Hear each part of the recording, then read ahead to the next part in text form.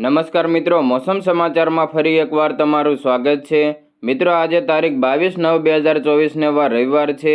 ત્યારે આજના વિડીયોમાં ખાસ કરીને આજે ગુજરાતના કયા વિસ્તારોમાં વરસાદી માહોલ જોવા મળવાનો છે તેના વિશેની સંપૂર્ણ માહિતી મેળવવાની છે।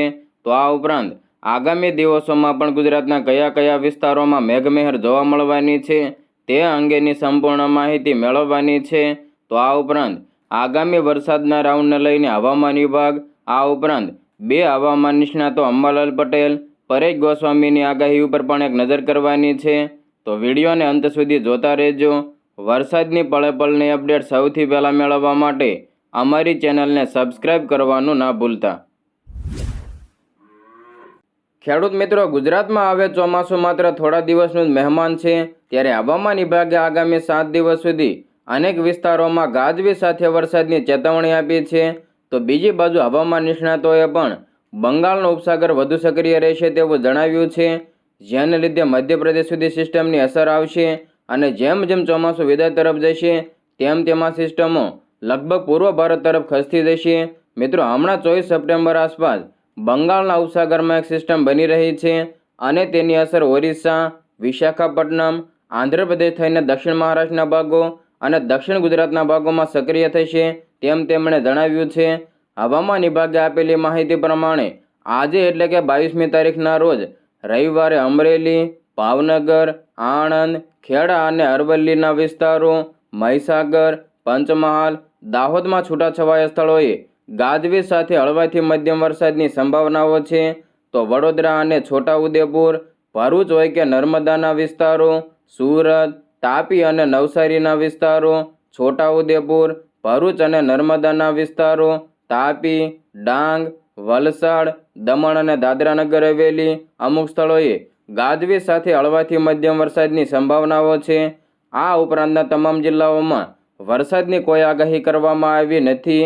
તો 23મી તારીખે અમરેલી, ભાવનગર, આણંદ હોય કે ખેડા, અરવલ્લી, મહીસાગર, પંચમહાલ અને દાહોદના વિસ્તારોમાં પણ છૂટાછવાયા સ્થળોએ ગાજવીજ સાથે હળવાથી મધ્યમ વરસાદની સંભાવનાઓ છે। તો વડોદરા, છોટાઉદેપુર, ભરૂચ અને નર્મદાના વિસ્તારો, સુરત, તાપી અને નવસારીના વિસ્તારો, ડાંગ, વલસાડ, દમણ અને દાદરાનગર હવેલીના અમુક સ્થળોએ ગાજવીજ સાથે હળવાથી મધ્યમ વરસાદની સંભાવનાઓ છે। આ ઉપરાંતના તમામ જિલ્લાઓમાં વરસાદની કોઈ આગાહી કરવામાં આવી નથી। તો 24મી તારીખે ગીર સોમનાથ, અમરેલી, ભાવનગર, આણંદ અને ખેડાના વિસ્તારો, સાબરકાંઠા, અરવલ્લી, મહીસાગર, પંચમહાલ અને દાહોદના છૂટાછવાયા સ્થળોએ પણ ગાજવીજ સાથે હળવાથી મધ્યમ વરસાદની સંભાવનાઓ છે। તો વડોદરા હોય કે છોટાઉદેપુર, ભરૂચ, નર્મદા, સુરત અને તાપીના વિસ્તારો, નવસારી, તાપી, ડાંગ, વલસાડ, દમણ અને દાદરાનગર હવેલીના અમુક સ્થળોએ ગાજવીજ સાથે હળવાથી મધ્યમ વરસાદની સંભાવનાઓ છે।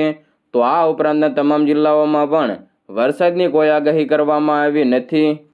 ત્યારબાદ 25 તારીખની જો વાત કરવામાં આવે તો 25મી તારીખે વરસાદની તીવ્રતા વધતી લાગશે।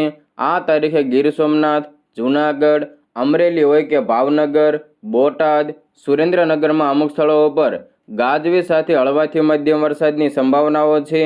તો અમદાવાદ હોય કે ગાંધીનગર, મહેસાણા, પાટણ, બનાસકાંઠા અને સાબરકાંઠાના વિસ્તારો, આણંદ, ખેડા અને અરવલ્લીના વિસ્તારો, મહીસાગર, પંચમહાલ, દાહોદ અને વડોદરાના વિસ્તારો, છોટાઉદેપુર, ભરૂચ અને નર્મદાના વિસ્તારો, સુરત, તાપી અને નવસારીના વિસ્તારો, ડાંગ, આ બાજુ વલસાડ, દમણ અને દાદરાનગર હવેલીના ઘણા સ્થળોએ ગાજવીજ સાથે હળવાથી મધ્યમ વરસાદની સંભાવનાઓ છે।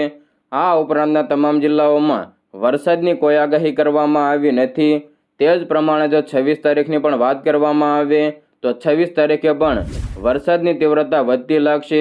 આ તારીખે ગીર સોમનાથ, જૂનાગઢ, અમરેલી હોય કે ભાવનગર, બોટાદ, સુરેન્દ્રનગરમાં અમુક સ્થળો ઉપર ગાજવીજ સાથે હળવાથી મધ્યમ વરસાદની સંભાવનાઓ છે। તો અમદાવાદ હોય કે ગાંધીનગર, મહેસાણા, પાટણ, બનાસકાંઠા હોય કે સાબરકાંઠા, આણંદ, ખેડા, અરવલ્લી હોય કે મહીસાગર, પંચમહાલ, દાહોદ, વડોદરા અને છોટાઉદેપુરના વિસ્તારો, ભરૂચ, નર્મદા, સુરત અને તાપીના વિસ્તારો, નવસારી, તાપી, ડાંગ, વલસાડ, દમણ અને દાદરા નગર હવેલીના ઘણા સ્થળોએ ગાજવીજ સાથે હળવાથી મધ્યમ વરસાદની સંભાવનાઓ છે. આ ઉપરાંતના તમામ જિલ્લાઓમાં કોઈ ચેતવણી આપવામાં આવી નથી. ત્યારબાદ 27 તારીખની જો વાત કરવામાં આવે તો 27મી તારીખે વરસાદની તીવ્રતા વધતી લાગશે. આ તારીખે ગીર સોમનાથ, જૂનાગઢ, અમરેલી હોય કે ભાવનગર, બોટાદ, સુરેન્દ્રનગરમાં અમુક સ્થળો ઉપર ગાજવીજ સાથે હળવાથી મધ્યમ વરસાદની સંભાવનાઓ છે. તો અમદાવાદ, ગાંધીનગર, મહેસાણા હોય કે પાટણ, બનાસકાંઠા, સાબરકાંઠા, આણંદ અને ખેડાના વિસ્તારો, અરવલ્લી, મહીસાગર, પંચમહાલ હોય કે દાહોદના વિસ્તારો, વડોદરા, છોટાઉદેપુર, ભરૂચ અને નર્મદાના વિસ્તારો, સુરત, તાપી અને નવસારીના વિસ્તારો, ડાંગ, વલસાડ, દમણ અને દાદરા નગર હવેલીના ઘણા સ્થળોએ ગાજવીજ સાથે હળવાથી મધ્યમ વરસાદની સંભાવનાઓ છે. આ ઉપરાંતના તમામ જિલ્લાઓમાં વરસાદની કોઈ ચેતવણી આપવામાં આવી નથી. તે જ પ્રમાણે 28 તારીખની જો વાત કરવામાં આવે તો 28 તારીખે ગીર સોમનાથ, જૂનાગઢ, અમરેલી, ભાવનગર અને બોટાદમાં છૂટાછવાયા સ્થળોએ ગાજવીજ સાથે હળવાથી મધ્યમ વરસાદની સંભાવનાઓ છે. તો અમદાવાદ, ગાંધીનગર, મહેસાણા અને પાટણના વિસ્તારો, બનાસકાંઠા, સાબરકાંઠા, આણંદ અને ખેડાના વિસ્તારો, અરવલ્લી, મહીસાગર, પંચમહાલ અને દાહોદના વિસ્તારો, વડોદરા, છોટાઉદેપુર, ભરૂચ અને નર્મદાના વિસ્તારો, સુરત, તાપી અને નવસારીના વિસ્તારો, આ બાજુ ડાંગ, વલસાડ, દમણ અને દાદરા નગર હવેલીના અમુક સ્થળો ઉપર ગાજવીજ સાથે હળવાથી મધ્યમ વરસાદની સંભાવનાઓ છે. તો આ ઉપરાંતના તમામ જિલ્લાઓમાં કોઈ ચેતવણી આપવામાં આવી નથી. હવે મિત્રો આગળ વાત કરીએ તો ગુજરાતમાં હાલ ચોમાસું વિદાય તરફ આગળ વધી રહ્યું છે. ત્યારે હવામાન નિષ્ણાત અંબાલાલ પટેલે ગુજરાતના કેટલાક ભાગોમાં 10 ઇંચ જેટલો વરસાદ થવાની શક્યતા દર્શાવી છે. આ સાથે તેમણે છેક ડિસેમ્બર સુધી ચક્રવાત બનવાનો સિલસિલો યથાવત રહેશે તેવું પણ જણાવી દીધું છે. હવામાન નિષ્ણાત અંબાલાલ પટેલે જણાવ્યું કે સામાન્ય રીતે 17મી સપ્ટેમ્બર આસપાસ રાજસ્થાનના ભાગમાં એન્ટ્રી સર્ક્યુલેશન બનતું હોય છે. 850 SP એટલે કે 1.5 કિમી લેવલનું બનતું હોય છે. પરંતુ આ વખતે બંગાળના ઉપસાગરમાં એક પછી એક સિસ્ટમ સક્રિય થતાં અને દક્ષિણ ચીનમાંથી પ્રચંડ બનેલા વાવાઝોડાના અવશેષો બંગાળના ઉપસાગરમાં આવતા બંગાળના ઉપસાગરની સિસ્ટમ વધુ સક્રિય થતી હોય છે. હજુ પણ દક્ષિણ ચીન અને જાપાન તરફ હવાના હળવા દબાણ રહેતા હોય છે અને હજુ પણ સિસ્ટમ બનશે. ભારે ચક્રવાતની અને તેના અવશેષો પણ બંગાળના ઉપસાગરમાં આવવાની શક્યતાઓ રહેશે. આ સાથે તેમણે એમ પણ જણાવ્યું કે બંગાળનો ઉપસાગર વધુ સક્રિય રહેશે, જેને લીધે મધ્યપ્રદેશ સુધી આ સિસ્ટમની અસર આવવાની છે. જેમ જેમ ચોમાસું વિદાય તરફ જશે તેમ તેમ આ સિસ્ટમો લગભગ પૂર્વ ભારત તરફ ખસતી જશે. હમણાં 24 ડિસેમ્બર આસપાસ, હમણાં 24 તારીખ આસપાસ બંગાળના ઉપસાગરમાં એક સિસ્ટમ બની રહી છે અને તેની અસર ઓરિસ્સા, વિશાખાપટ્ટનમ, આંધ્રપ્રદેશ થઈને દક્ષિણ મહારાષ્ટ્રના ભાગો, દક્ષિણ ગુજરાતના ભાગોમાં સક્રિય બનશે. દક્ષિણ ગુજરાતમાં ભારેથી અતિ ભારે વરસાદની શક્યતાઓ રહેશે. 8થી લઈને 10 ઇંચ સુધીના વરસાદ થવાની પણ શક્યતાઓ છે. તો આ ઉપરાંત મધ્ય ગુજરાતના ભાગોમાં પણ વરસાદ થવાની શક્યતા તેમણે જણાવી છે. 1 ઇંચથી લઈને વરસાદ પડી શકે છે. પંચમહાલના ભાગોમાં પણ 1 ઇંચ કે તેથી વધુ વરસાદ થવાની પણ શક્યતાઓ છે. આ ઉપરાંત સાબરકાંઠાના ભાગો, અરવલ્લીના ભાગોમાં પણ અડધો ઇંચથી વધુ વરસાદ પડી શકે છે. તો સૌરાષ્ટ્રના અલગ અલગ ભાગોમાં પણ વરસાદી ઝાપટા પડવાના છે. દક્ષિણ સૌરાષ્ટ્રના ભાગો, જૂનાગઢ, ભાવનગર, અમરેલીના ભાગોમાં વધુ વરસાદી ઝાપટા પડવાની શક્યતાઓ છે. અંબાલાલ પટેલે વધુમાં એમ પણ જણાવ્યું કે 28મી સપ્ટેમ્બરે બંગાળના ઉપસાગરમાં ડીપ ડિપ્રેશન બનવાની શક્યતાઓ છે. કદાચ ચક્રવાત પણ બની શકે છે. ત્યાર પછી 3 ઓક્ટોબર આસપાસ બંગાળના ઉપસાગરમાં બનવાની શક્યતાઓ રહેશે. 10 ઓક્ટોબર આસપાસ બંગાળના ઉપસાગરમાં ચક્રવાત બનવાની શક્યતાઓ રહેશે. તો શરદ પૂનમની આસપાસ પણ બંગાળના ઉપસાગરમાં બનવાની શક્યતાઓ રહેશે. મિત્રો, અરબ સાગરમાં ડીપ ડિપ્રેશન બનવાની શક્યતા જણાવી છે. હવામાન નિષ્ણાતે વધુમાં એમ પણ જણાવ્યું કે 5 ઓક્ટોબર વચ્ચે રાજ્યના કેટલાક ભાગોમાં વરસાદ થવાની શક્યતાઓ છે. 10થી લઈને 13 ઓક્ટોબરમાં આસપાસ બંગાળના ઉપસાગરમાં ચક્રવાત બનતા તેની અસર પણ રાજ્યના ભાગોમાં થવાની શક્યતાઓ છે. તો ઓક્ટોબરમાં ચક્રવાતનો સિલસિલો નવેમ્બરથી ડિસેમ્બરની શરૂઆત સુધી રહી શકે છે.